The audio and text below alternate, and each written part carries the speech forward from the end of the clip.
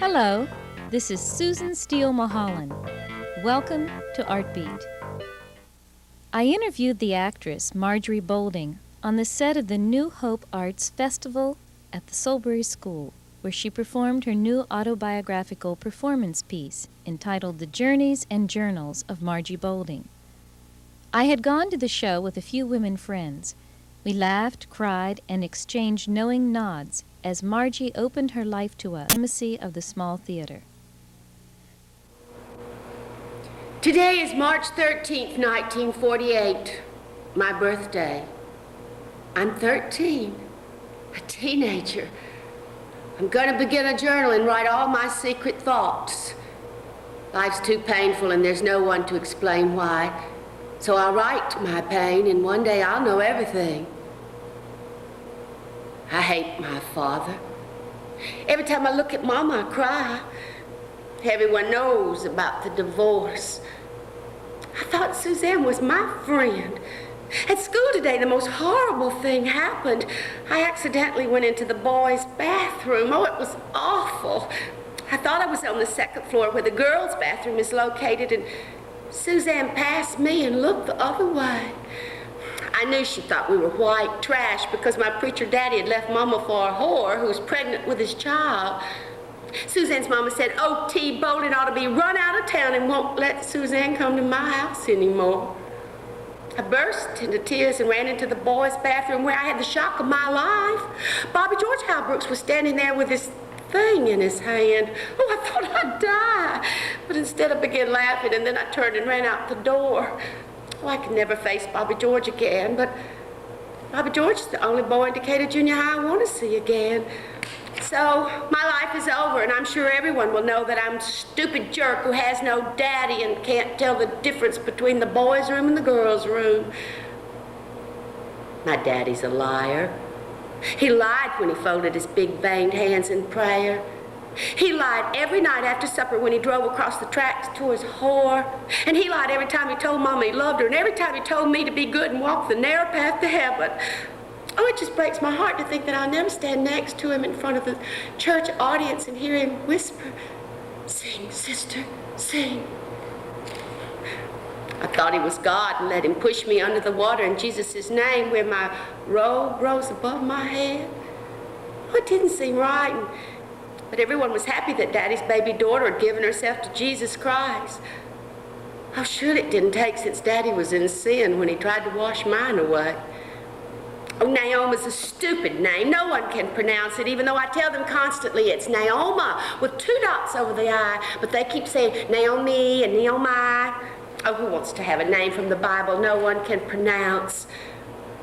To think Daddy ran off with a woman with my name makes me hate it forever. I'm not sure I like being 13. Poor Mama. Sometimes I see her praying. But Bonnie, my sister, who's 2 years older, says that God's not listening and is punishing us because of Daddy's sins. Bonnie knows everything. And now that Daddy's been thrown out of the church and nobody will speak to us, Mama says we have to move. Thou shalt call no man thy father, for one is thy father which is in heaven, Matthew 23:9. Well, I never called my daddy father, and I'm glad I didn't. Who'll be my daddy now? You are an actress. Yes. But you did keep journals. Yes. But when did you realize that you were an author, too? Well, I just anointed myself again in New Hope. I was anointed an artist in New Hope in '83, and that's in this play also. That happened in a garden, and I talk about being in a stranger's tiger lilies. My sins were finally washed away because this lady called me an artist. I had never recognized myself as an artist. I was a mother and a housewife doing theater. And all of a sudden, I'm anointed an artist. It took my breath away. Well, I'm sort of like the show of Iran. I crowned myself this time. And in New Hope, Pennsylvania again, I am finally calling myself a writer, because a writer is one who writes. I've been writing for, too many years to even talk about. Since I was 13, I've started these journals. And I have been writing oftentimes 8 hours a day for the last 10 years. A lot of times I'll write early in the morning, and I've one divorce, The Diary of a Mad Housewife, forget it, I've written it. And I found out that it gave me such peace to write that now I look forward to it. But I've written one other play that has not been presented, and I haven't even put it up to be presented, called 13. And it was the first time I sat down to say, okay, I'm going to write something other than in my journal. And I went to my beach house, and it took me 2.5 months, and I wrote 8 hours a day on this play. And that gave me the discipline of knowing that I can write a play. So when this came up, and they accepted my director's idea for me to do this, I had 2.5 months to get it ready. So I sat down, and for 8 hours a day, I would select my time periods, and alone, completely become a recluse. You have to go alone to write. You have to pick those hours, and you have to find your spots. And I went to my lover's home to write, away from my telephone, away from my stuff that would get my attention, because my stuff is collected from all over the world. If I look at something, I will say, oh, that reminds me of so-and-so, and I was in Persia, and I was in this. Well, then there I go. I went into empty rooms on the Cahaba River in the spring of this year and sat down and wrote, and at the end of the day, it was so thrilling that it was just evolving. I knew that I can do this. I can meet a deadline. I can meet a deadline. I can meet a deadline.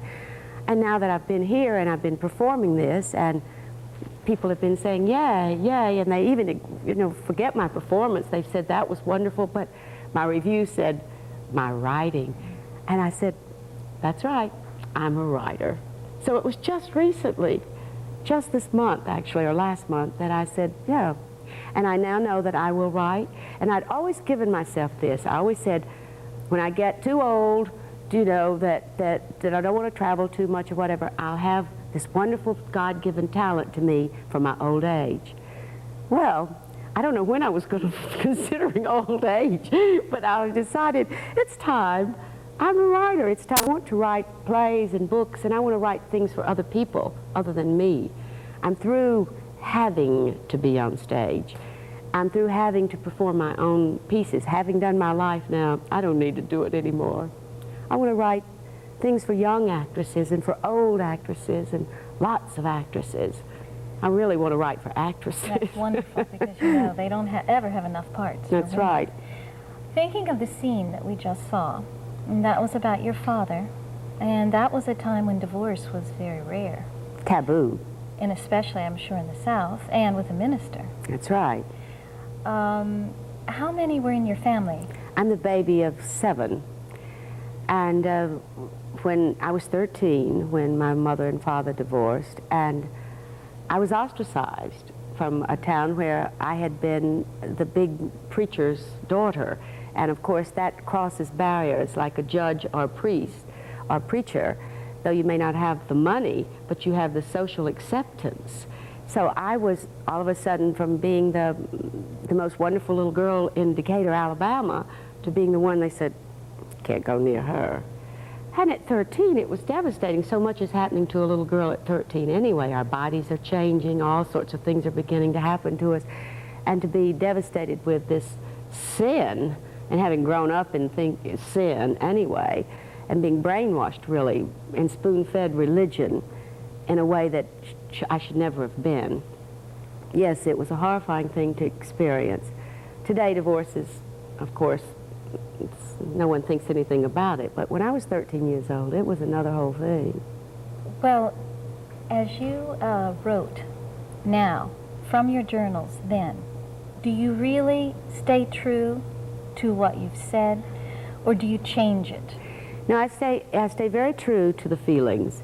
The only changing comes is to try to make it a theatrical evening, to edit all of those things, and to also be more succinct in your selection, and to tie it, the through line that ties through this piece.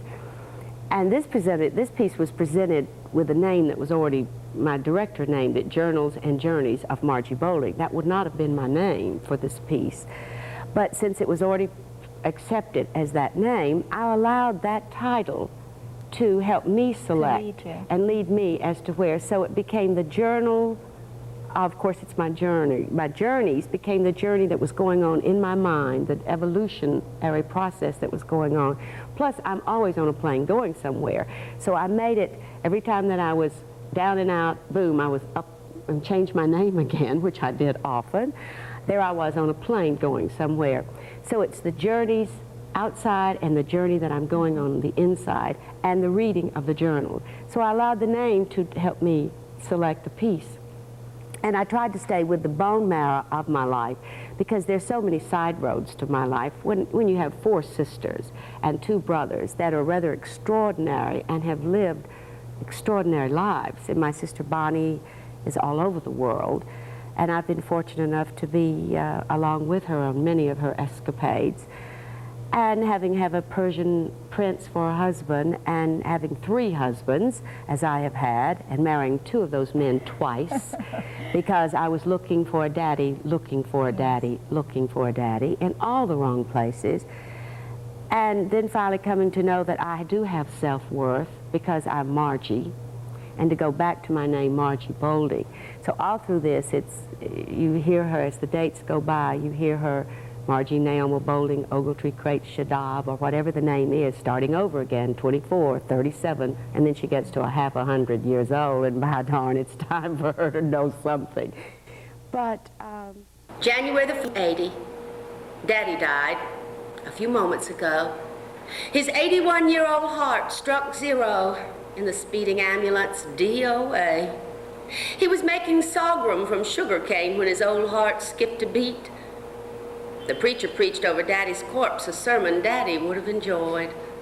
O.T. Bolin was a good man who loved the gospel and could inspire an audience to drop to their knees. He built churches from Texas to Alabama and baptized thousands in the name of Christ. No one can forget his smile, his deep voice, and his big hands. O.T. Bolin believed the Lord was his shepherd. He believed in Jesus and believed the shepherd always reaches down to pull a sheep out of the ravine. Ladies and gentlemen, O.T. has been lifted up by the great shepherd in the sky. It took the death of Mama for me to no longer hate Daddy. I'm glad he and I had a chance to finally get to know each other the year the hurricane blew my beach house away. I was in Scotland, sleeping in a castle like a princess, when Husro, my husband, called to tell me that Camille had struck the Gulf Coast. Returning to see the dripping chandeliers and mildewed walls of Navarre House, I was devastated. Daddy came to my rescue with Brother Sam and son Michael, and with their strong hands they rebuilt my beach house. It took a hurricane to bring us back together. Maybe it was God's way. And maybe Daddy is lifting lost sheep out of ditches in some green pasture this side of hell, who knows? Wherever he is, I send him love. Amen. Well, sitting here on the bed. and I enjoy you sitting with me on the bed. It reminds me, of course, of those teenage times, you know, when so much was shared at a slumber party, or maybe that was when we were our most honest, or maybe not then either. But you say that you write your journals sometimes on a bed. Oh, yes. That was a natural then reason for you to... I write always at night before I go to sleep. When I write at night, it's always on the bed. And more often than not, when I first wake up, if I go to sleep with something on my mind, usually the dream process is able to let me be objective about it when I write. So that if I'm very, very angry about something, then though the anger can come out, but it can come out in more of a poetic form if I do sleep on it. And then I found in the writing of these and performing this piece, for instance, I could not have done this, perform it right after the moment, for instance, that my mother died, or right after the moment that my father died, or right after the moment that my son had died, or right after the moment that I had gotten a divorce, because I was too close to it.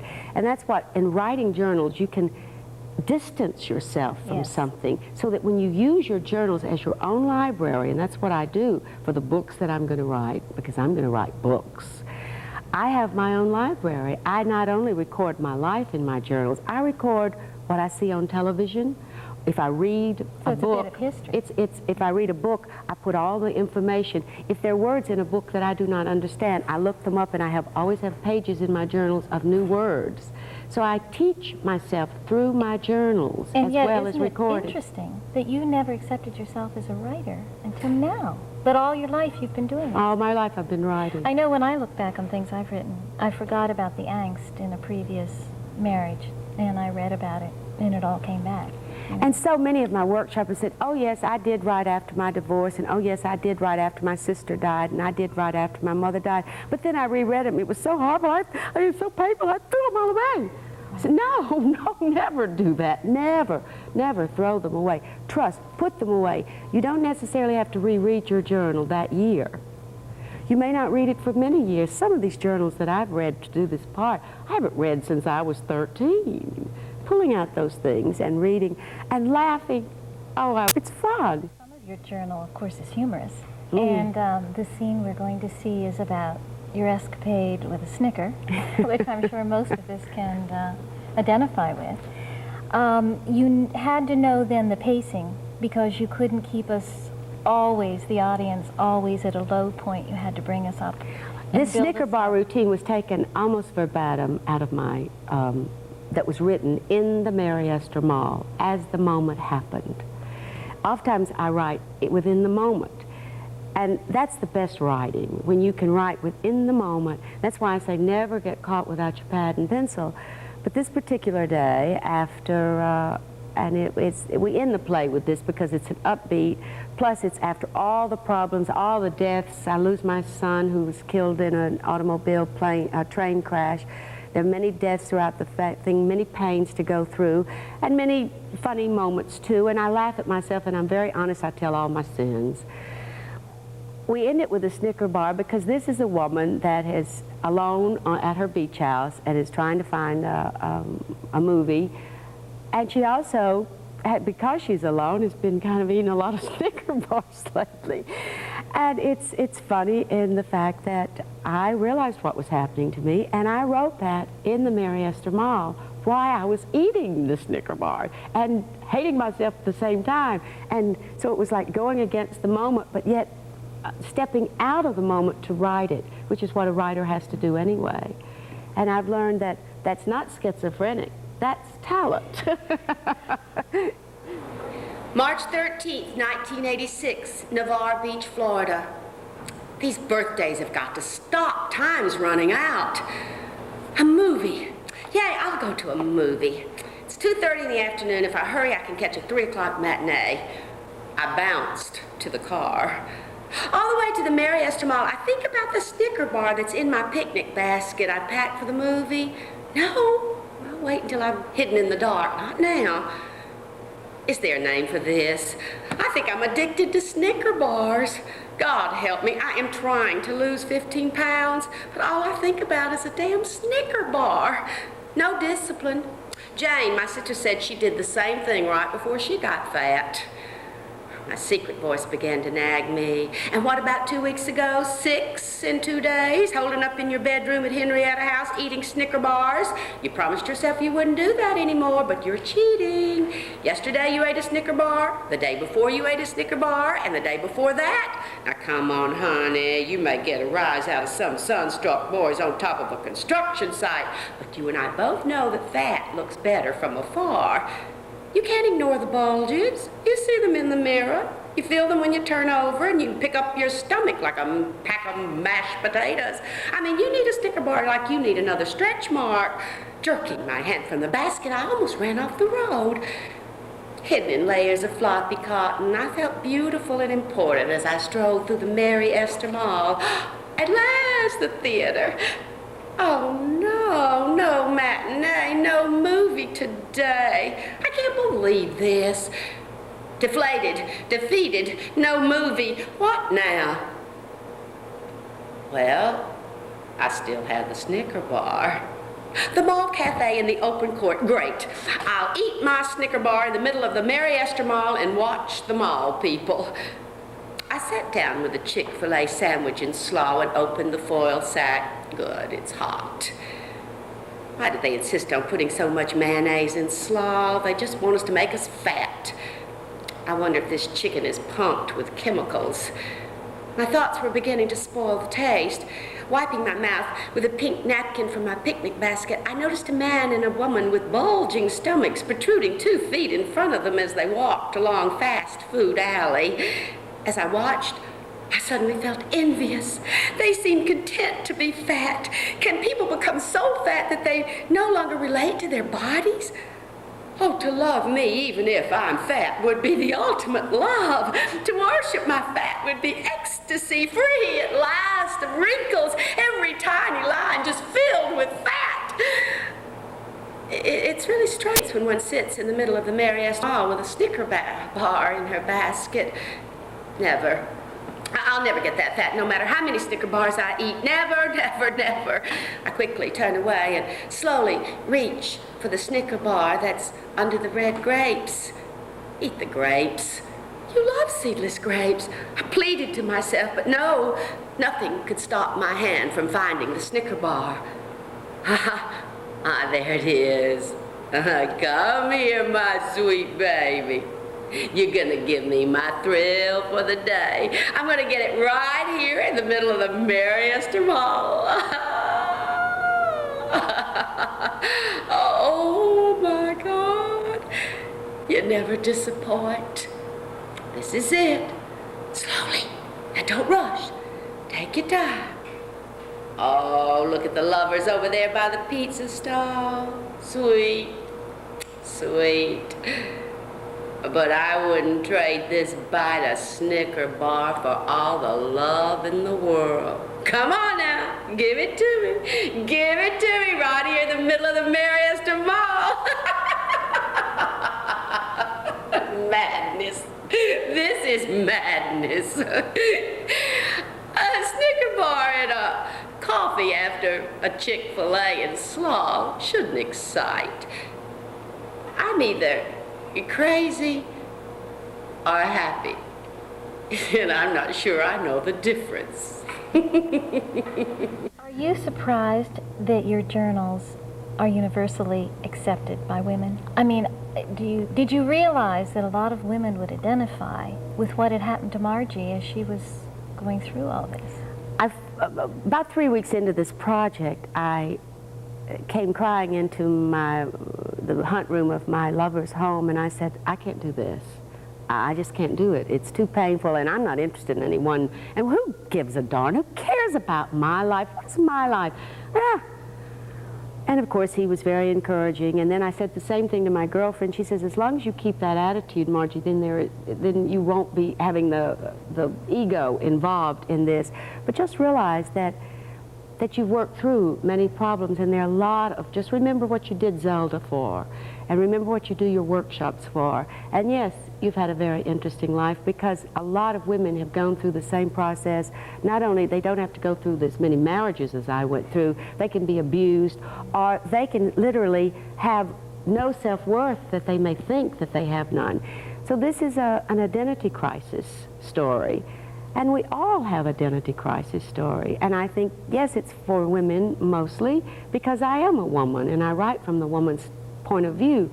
But I think men should hear these stories too, and then they'll understand their wives more, their daughters more, their granddaughters more, or their lover more. And because, and I think if more men wrote for men, men would understand men more. And I think that's one of the things that women's lib, which though there are many things I disagree with that major revolution, I think it has at least brought women together. And we're friends, and we are not ashamed anymore to talk about our affairs, which we used to lie about very easily, staring each other right in the eye. We're not ashamed to talk about our wrinkles. We're not ashamed to talk about our facelifts. We're not ashamed to talk about the man that left us for a younger woman. I mean, and we didn't talk about these things. Like divorce was a taboo when I was 13. Up until 10 years ago, women didn't talk. It's these wonderful articles that's brought out. It's all those other journals that I've read that's been published that made me realize, yes, my journals are universal. Yes, my journals have something to say. Yeah. Margie, in this play, it's emotionally draining, but it's also fulfilling. If there's one message to come out of this, for the women and the men in the audience, what is it that you would hope that they would leave this theater with? I think everyone asks themselves at one time or the other, why was I born? And perhaps they can't answer that question. And for years I couldn't answer that question, why was I born? And not only have I learned through my life of not only why I was born, but that I can change. And change is not only inevitable, it's wonderful. People that have a hard time with change, and they have that communication gap between themselves or their parents or their children or even their boss, or even the way we put old people in homes today and not even let our kids learn from them. All these gaps that we put between us because we can't accept change, I think is probably the most important message for my play, for women and for men, that change is inevitable. And you can not only change, but you can change for the better. You can keep striving, baby. Just keep striving. And it's not unlike this train that's in my son's death sequence. That's what my life is. I'm a choo-choo train. I go up hills and I go down hills, and that's what life's about. But I also go across beautiful green valleys, past many things. So yes, change, and to know who you are and to understand that who you are is the most wonderful person in the world, and you're doing the best you can do at the moment you're doing it. Well, I'm glad you went through our green valley, and I hope your train goes uphill more than it goes down. Thank you. But I've appreciated this interview. It's been delightful. Well, you're a delightful person. Well, thank you. I'm going to start writing right away. Good. What I really set out to do was to give this borough quality theater, quality music, quality art. And I assure you, when Margie is on the stage, we have quality. Thank you, ladies and gentlemen, thank you. I am thankful to be alive, and I'm thankful to walk upright. And I'm thankful that I was born a woman, and especially thankful I was born a Southern woman. And I am thankful for sons, dead or alive, and for granddaughters, and for this job, be it real or not. And I am thankful for mothers and fathers and sisters and brothers and true friends and wild creatures and trees that only God can make. And I'm thankful for imagination that allows me to fly with the butterflies across oceans and purple mountains and swim with the mermaids and ride the unicorn. And I am especially thankful, if tonight, if I'm lucky, for sleep.